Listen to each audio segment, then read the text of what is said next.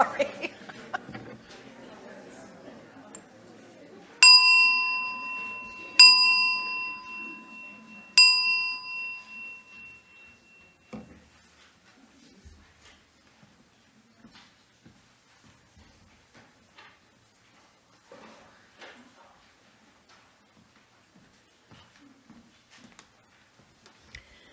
Good morning, and welcome to the First Unitarian Church of Des Moines, where it is our mission to grow ethically and spiritually, serve justly, and love radically. My name is Heidi Levine. My pronouns are she and her, and I am a member of the celebrant team. Our service this morning has been created and is co-led by music director Karen Kramer and Barbara Martin. I'm delighted to serve as celebrant for this special service of music and readings, as we are invited to consider Christmas as a state of mind. If you are here with children, feel free to keep them with you or take advantage of the We Worship space in the back of the auditorium. Programs for children from kindergarten through high school take place at 10:45 a.m. Following this morning's service at 11 a.m., all are welcome to join us for a forum in Griffin Hall. Today's topic is the Simplicity Triad, presented by Heidi Lockman. Please silence your cell phones during the service. And if you are joining us via Zoom, please make sure your mics are muted throughout the service. We now have a spotlight from Louise Alcorn.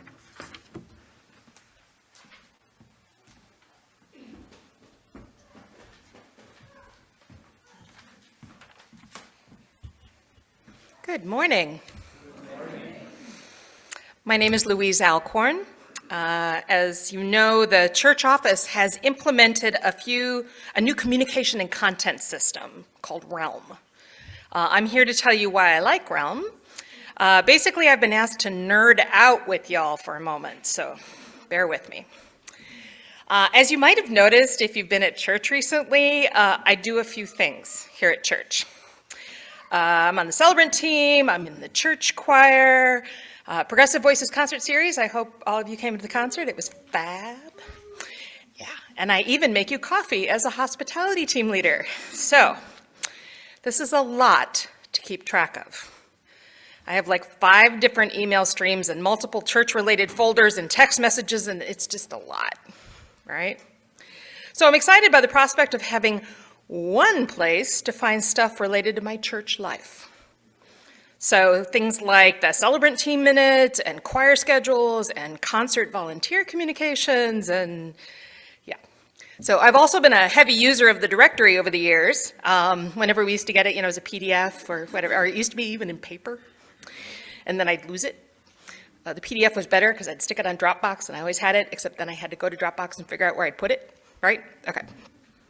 So when I needed to contact a new church friend, usually to recruit them to make coffee, yeah, so that's what I'd use the directory for. So I want to be able to find you to ask you to make coffee. So please find Birch or the other congregational life folks out in the lobby after the services and make sure to get your info updated. It's really easy to use. Okay, I'm done nerding. Thank you. See you on Realm.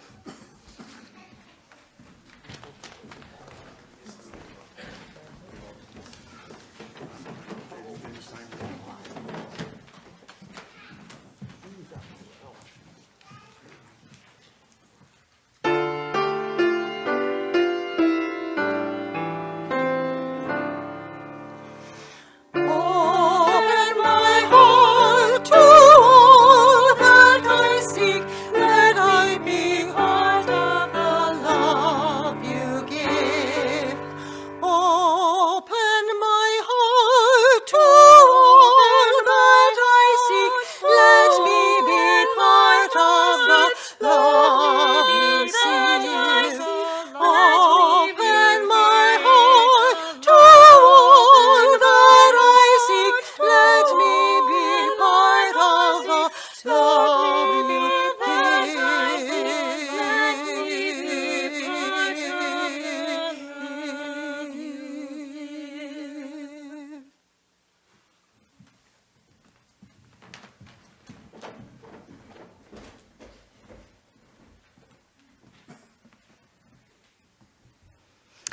Our chalice lighting words this morning are by Charles A. Howe. We light this chalice to affirm that new light is ever waiting to break through to enlighten our ways, that new truth is ever waiting to break through to illumine our minds, and that new love is ever waiting to break through to warm our hearts. May we be open to this light and to the rich possibilities that it brings us.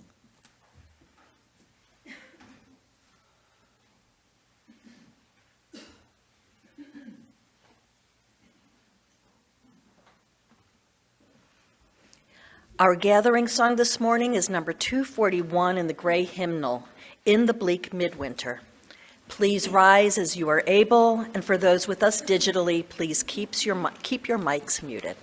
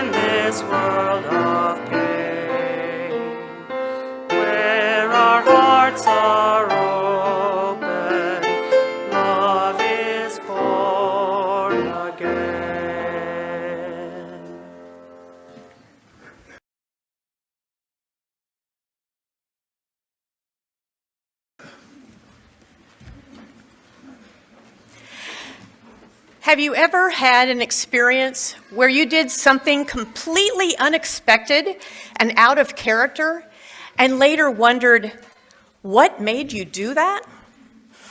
I attended a French horn concert by a young man at my children's high school years ago. He was a college-age student who could make the French horn sing. I don't know whether it was just the music that overwhelmed me or whether I felt a particular kinship with him, but for some reason, I was drawn to this person. After the concert, I hastily scooted out the side door of the auditorium and waited in a line of well-wishers to greet him.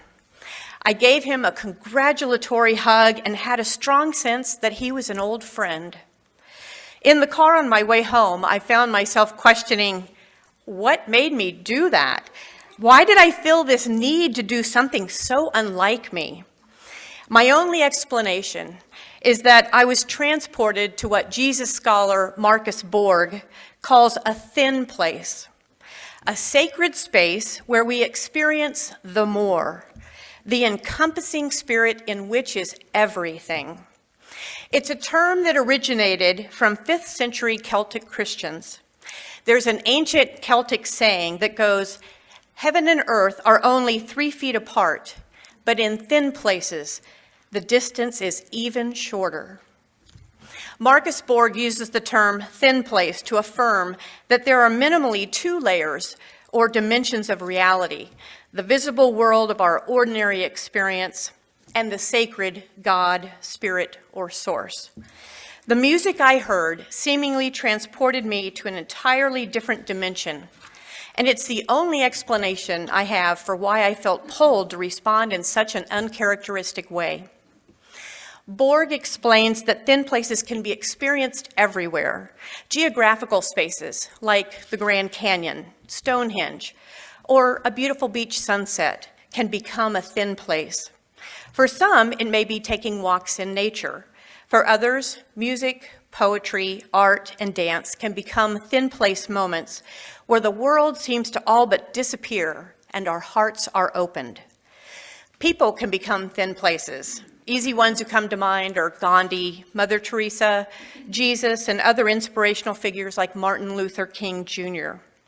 People just seem to be drawn to them naturally. Their messages of transformation, hope, peace, and love resonate within us. For you, it might be a favorite aunt or a grandfather figure who opened your heart and made you feel special and loved. Worship can become a thin place, which naturally gives us a path to draw us out of ourselves.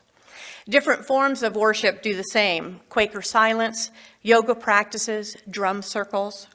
For me, congregational hymn singing was a thin place, and one of the main reasons I enjoyed going to church in my youth. Sometimes it's the time of year that becomes a thin place, and perhaps why so many people flock to church on Easter and Christmas. These special services create thin place experiences where families and friends are often moved by the singing of Christmas carols in full voice, by the magic felt in an overflowing auditorium filled with lighted candles, or by hearing the familiar nativity story of a poor innocent baby born in the winter darkness, bringing the hope of peace and love to the world, the same hope we feel every time a child is born. A new life and hope that calls us to move into a new and deeper relationship of peace and love, a new way of life together. Christmas is that time of year when Unitarians celebrate the life and teachings of Jesus, the Palestinian prophet who gave us a model for exemplary living. His love for the poor, the hungry, and downtrodden inspires us to emulate his compassion, courage, and intolerance of injustices. He offered hope, encouragement, and love to all: Jews, Gentiles, rich and poor, the sick and the marginalized.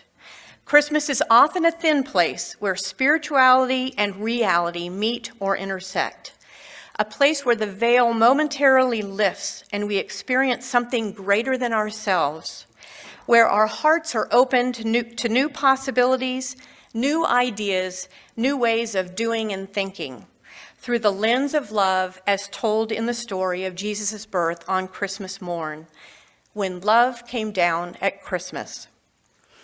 We hope this music service elevates you and brings you closer to a thin place, where your heart is opened to a heightened sense of self or an exuberant lifting of your spirit, whether it be interpreted as a God moment or just a feeling of immense love and gratitude.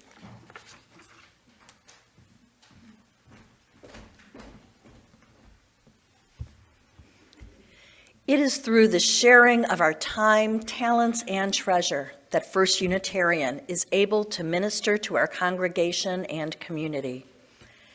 Half of this morning's offering goes to the internal social justice programs of the church, and half to our Faith in Action partners, Hawthorne Hill, a program supporting unhoused families, and Let's Talk, a Des Moines Public Schools collaborative effort helping young people learn to resolve conflict. In gratitude for the gifts we share and the good we do, our morning offering will now be given and received. If you are joining online, you may donate from our website or follow the link in chat. Love came down at Christmas. Love all lovely, love divine. Love was born at Christmas. Star and angels gave the sign. Love shall be our token. Love be yours and love be mine. Love to God and all people. Love for plea and gift and sign.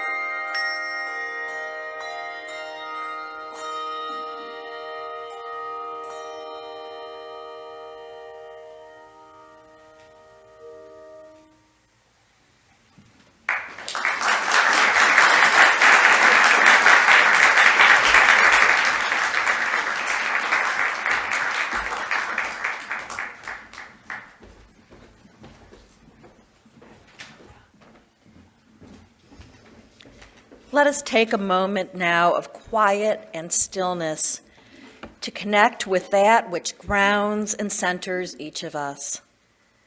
Please join in a time of reflection, meditation, or prayer.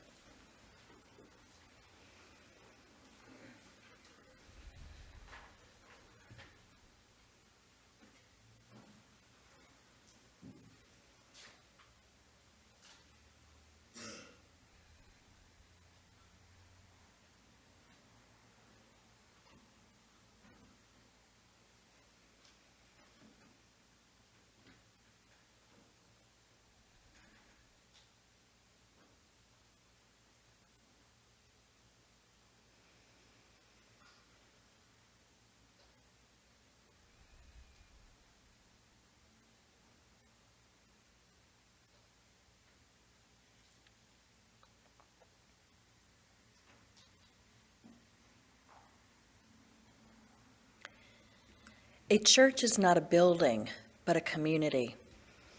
As a community of human hands and human hearts, we come together to share our laughter and tears, and to bear witness and minister to one another as we struggle with life's sorrows and celebrate life's joys.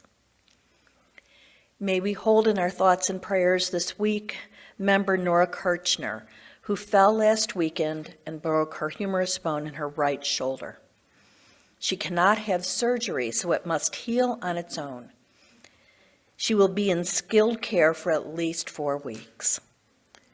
Please send cards of care and encouragement, and you can get her address after the service at the Caring Ministry table. Let us share now the names of anyone we know who could use some special care and attention. You may call the name out loud or type it into the chat. As we share these names, may the love of this community hold them all. Deborah, Catherine.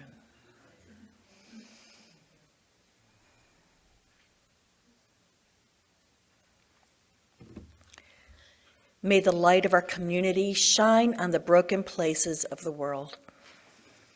May the work of our hands and our hearts support, aid, and comfort all those who hunger or thirst for food, water, justice, or freedom.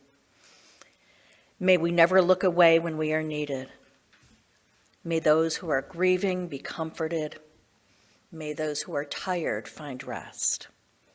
May the broken places be healed, and may those who are filled with joy and laughter be abundant. We now light 3 candles, one for the joys and sorrows we have shared, one for the names we have spoken or written, and one last candle for all the joys and all the sorrows which are deeply held but remain unspoken here today.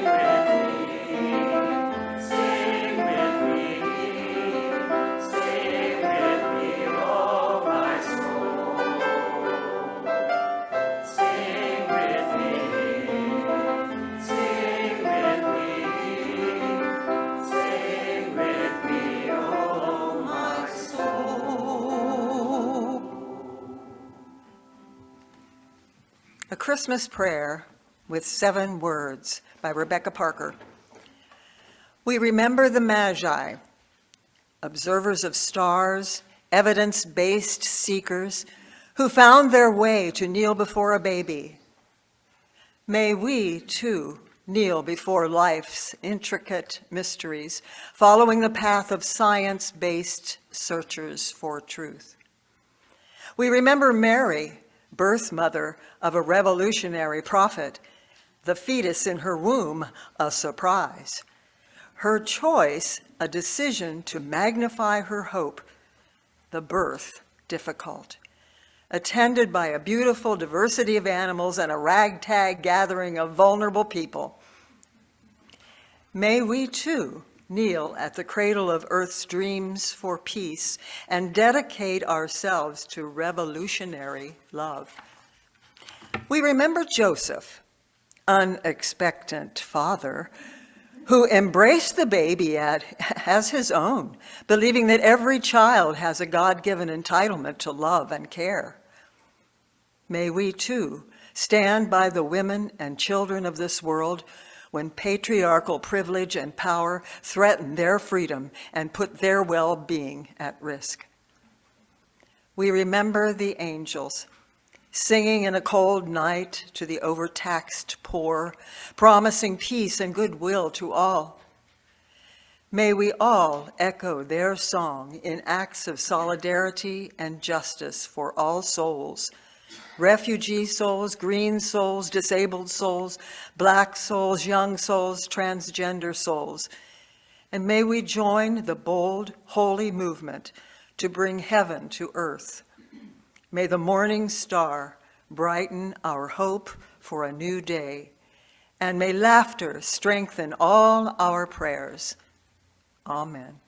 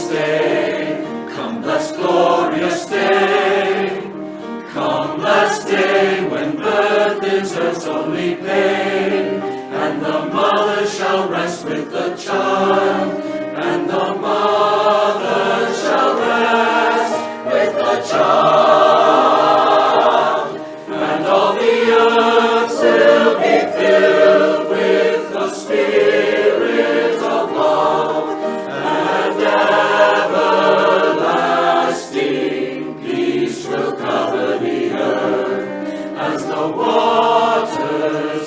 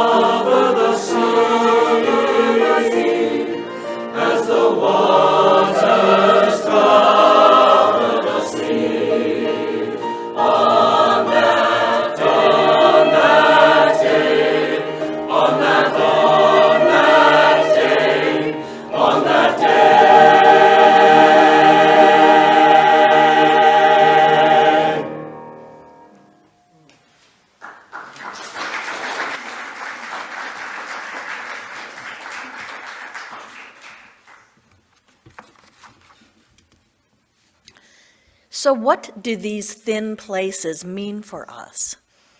How do these experiences enrich our lives?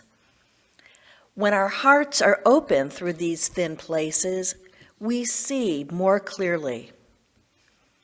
As Marcus Borg eloquently describes, we see the person right in front of our face, see the landscape stretched out before us. We move from darkness to light, from night to day, when we see with the eyes of our heart enlightened. An open heart is alive to wonder. An open heart knows radical amazement. These times of thin places have transformative power.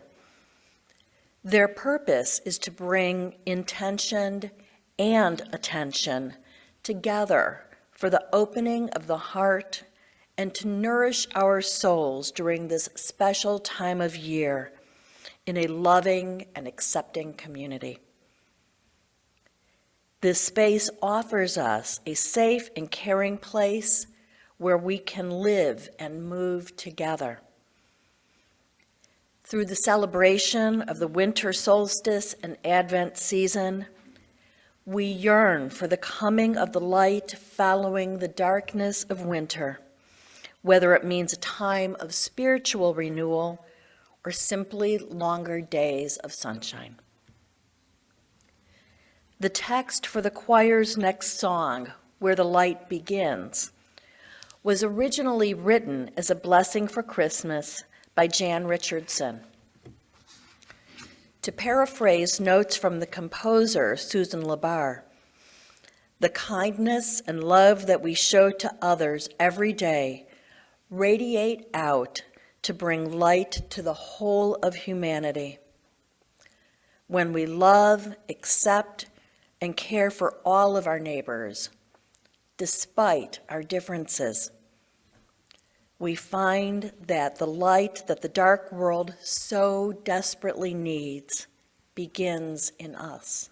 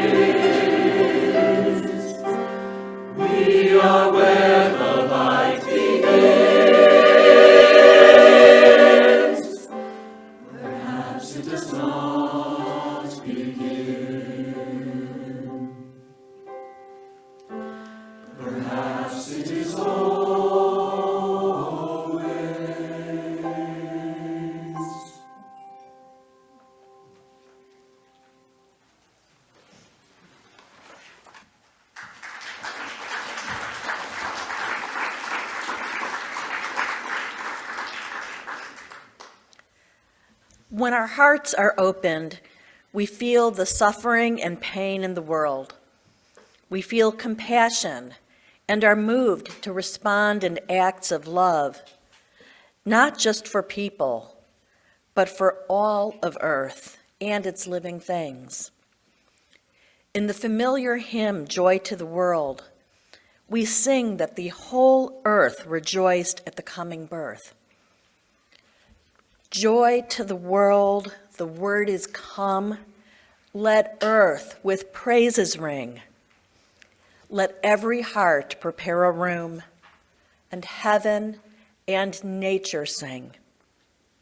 And heaven and nature sing. In 2010, Friar Antonio Pernia from the University of San Carlos in the Philippines addressed the UN Conference on Climate Change in Copenhagen. Here is part of his address to the conference.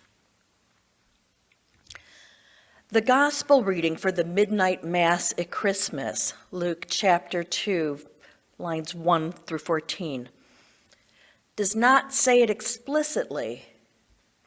It only insinuates it. That is, that at the birth of Jesus, also nature or the physical world rejoiced and exulted. Everyone was in joyful celebration that night. The angels, the shepherds, the stars, the earth. Indeed, all of nature rejoiced at the coming on earth of the Son of God. Pope Benedict XVI, in his 2008 message for the World Day of Peace, adverts to climate change as this most serious problem of our age. Pope Benedict said, "We need to care for the environment. It has been entrusted to men and women to be protected and cultivated with responsible freedom, with the good of all as a constant guiding criterion. Respecting the environment means not selfishly considering nature to be at the complete disposal of our own interests, for future generations also have the right to reap its benefits. It means being committed to making joint decisions aimed at strengthening that covenant between human beings and the environment." Friar Pernia closed his UN 2010 address with these words: "Endangering the earth is endangering human families' home. Endangering the human family is an intimate community of life and love, is endangering peace in the world. It is emptying Christmas of one of its fundamental aspects, peace on earth, goodwill to men and women. This coming Christmas, as we adore the child Jesus lying in the manger in Bethlehem in the company of Mary and Joseph, we may still hear nature sing and celebrate the birth. The air may still be cool, the stars may still shine brightly, the shepherds may still come in haste, and the angels may still sing joyfully. But already there are signs that this may no longer be so in the future. And what if nature no longer sings at Christmas? As the choir sings The World for Christmas, written and composed by Anders Edenroth, the lyrics are framed from the point of view of Leah, a 3-day-old baby girl who was born to a close friend of his. This beautiful newborn made Anders realize that his concern for the future of the planet needed to be expressed as Leah's unspoken wish. So the choir sings in Leah's voice, I only want the world for Christmas, the blue-green, forever-turning world for Christmas. Nothing more, nothing less. Give me a present for the future.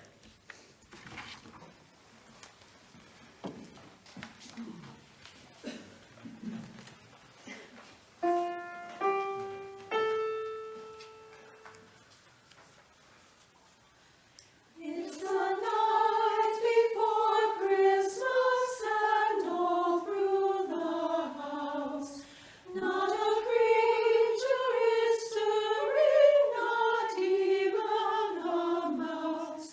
The stockings are hung by the chimney with care, but hopes for Saint Nicholas I wish I could share. I am new to this world, I arrived here this morn, to this beautiful planet, though beat up and torn. I don't need a gift, need no more than I've got.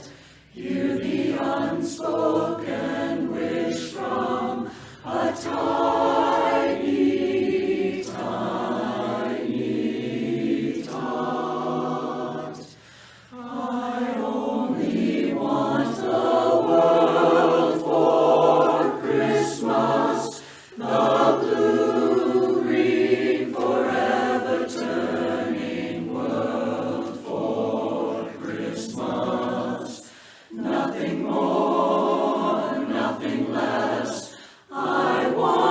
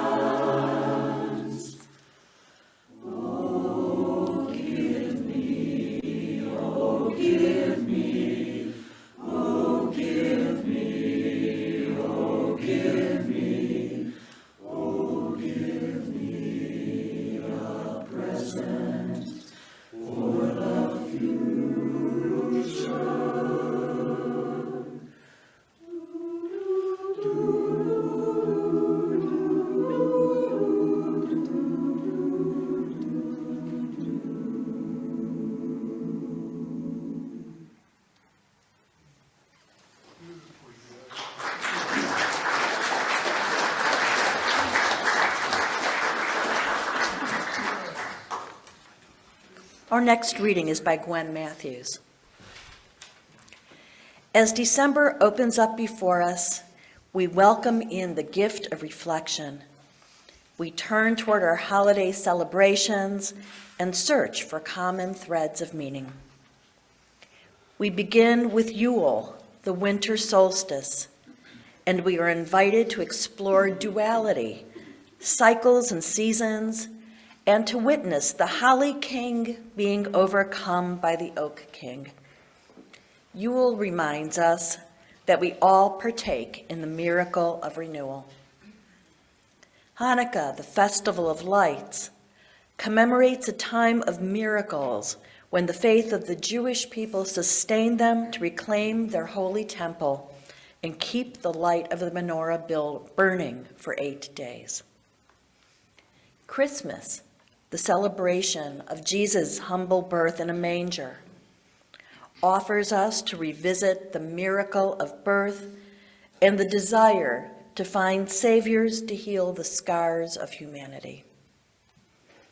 Here in our church, you are just as much a holiday miracle as the turning of the earth, as persistence and dedication to a faith, as the creation of each new life. We see the love you give to others, the space you create to hold one another's joys and sorrows, and the generosity and spirit you entrust to this community. You are the holiday miracle. This community is one of miracle makers.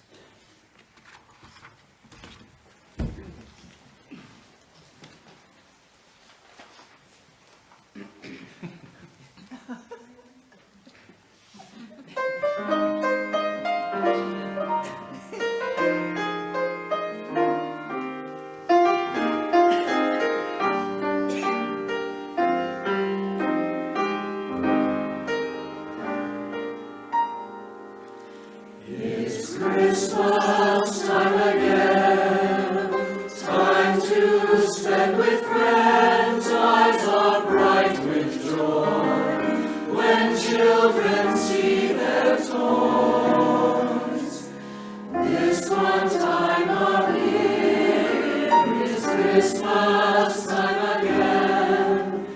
Here's a wish, my friend, that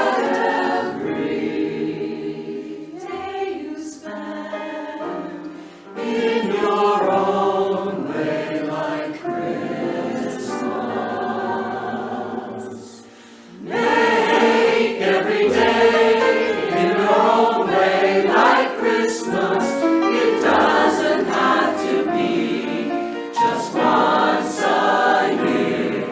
Just take gifts of cheer to all you meet this year. Then you can help to make every day in your own way like Christmas. Presents are as plentiful as lights upon a tree. So let your light shine brightly so everyone can see. The present you are giving is all wrapped up in living every day with joy and not once a year.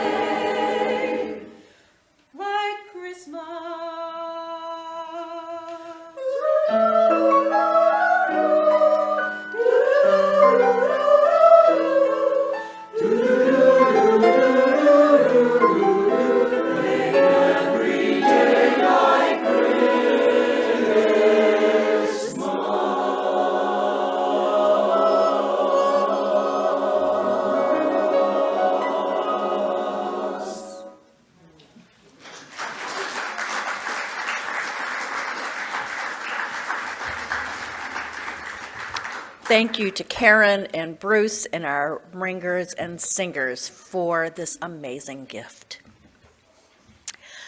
Let your lights shine brightly so everyone can see. The present you are giving is all wrapped up in living every day with joy and not once a year. Make every day in your own way like Christmas.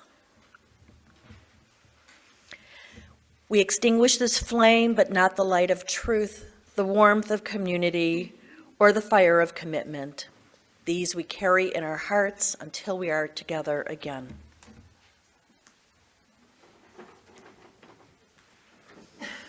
In closing our service, please stand as you are able and sing together hymn number 245, Joy to the World.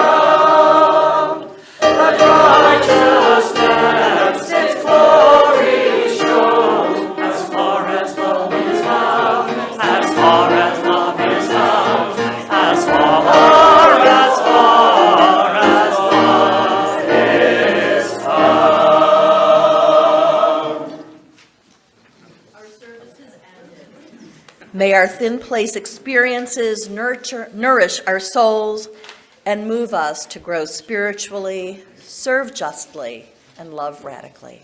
Go in peace. Amen.